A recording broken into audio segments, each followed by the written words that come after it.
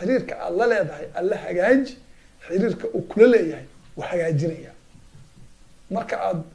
fiican tahay oo caafimaadka qabto ood wax haysato oo aad faraxsan tahay xasuuso marka dhibaatada aad ku jirto ku xasuusanaya alla tabaaraka wa tacaala insha allah بسم الله كلمة محاضرة سيدا المقليسين وحن كان دونا موضوع يرى قوبا أو أحسن معاملة الله تعالى يحسن معاملتك هداد حاجة جسو حريرك على الله يضحي أسوي نوحو حاجة جينا يا حريرك أكل ليه haddaad hagaajiso dhaqanka aad alla la dhaqmayso asna si wanaagsan buu kula dhaqmayaa haddii aad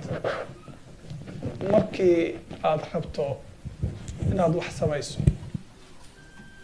qalbigaaga alla ku weyn yahay waxaa samaynaysa alla darti aad u qabato oo waxa aad ka tegaysa alla darti aad uga tagto oo aad amarkaaga asaga u dhibato tala saarato إلهي تبارك وتعالى مرور بمعاملة وقرن نقوي ونكسنا نساء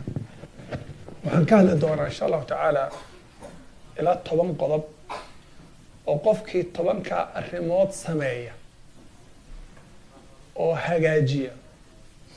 إلهي تبارك وتعالى معاملة في عن ونكسن بقرن نقوي الدون كانوا حكون ورانيا وناد آخرنا الجنة وقاليا بإذن الله تعالى طبن كاس قبلها مكرفكم مغليسان هذا كوي مغلي يا صاحبي طبعا كأرمود شن كمدة حديث والنبي كشاك صلى الله عليه وسلم شن تكلنا وقدرنا إن شاء الله تعالى طبعا أحاديث النبي صلى الله عليه وسلم يلقى فهمية قرآن كإيوه دينته لقى فهمية وحكوا الترجمة يعني سيدا آد إلهي ولد نقنته بكورة نقمية حديث كإمام الترمذي أوريي أبو هريرة رضي الله عنه أياه حوليه هي نبي قال معالي صلى الله عليه وسلم يا نالح الله صحابة الله الله مركزه حولي من يأخذ مني هؤلاء الكلمات ويعمل بهن أو يعلم ما يعمل بهن يا إقاقات شن كلمة دود وشن أرمود يا إيجا قادناي أو كل نقمية أما برا يقف كل نقمة شن تا أرمود يا أنتو قات كل نقمية أما قف كل نقمة برا معناه هو 5 statements عمل هو take this statement from me or and practice or teach someone who practice شن تا أرمود أبو هريرة رضي الله عنه يا وحير أنا يا رسول الله سو كده أنيجا مركز النبي قعدت وقفت صلى الله عليه وسلم فأخذ بيدي وعد 5 شن بوتريين تو قعدت قفت كو لبا صدح أفر شن وكذا بس النبي وحوي صلى الله عليه وسلم اتق المحارم تكن أعبد الناس وارض بما قسم الله لك تكن أغنى الناس وأحسن إلى جارك تكن مؤمنا وأحب للناس ما تحب لنفسك تكن مسلما ولا تكثر الضحك فإن كثرة الضحك تميت القلب والنبي صلى الله عليه وسلم شن انت وقبتي يوحيري اتق المحارم تكن أعبد الناس وحسك إلى لسا حرام تعلم وحن قريسا الدومة إله كان وفي عام فيري هداد حرام تسك إلى لسيد ووحي إلهي حرام يلا أدسك إلى لسيد وإلهي القيمة ويشد وأمر كيس القيمة ويشد إلهي وحو أدنك ولا نقمية إنه كان نكتو الدومة دي سميتك ونكسن وعصا ووسكي